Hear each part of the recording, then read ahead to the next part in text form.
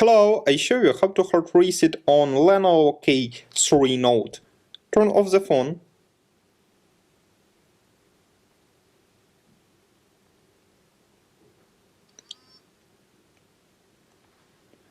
Next, press and hold the power button and volume up key for a few seconds.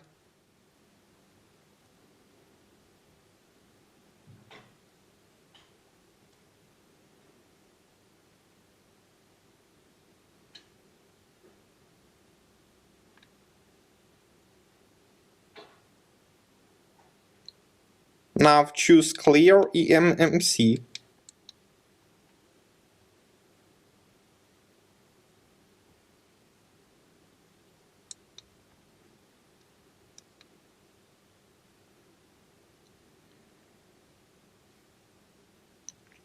Your device will now restart.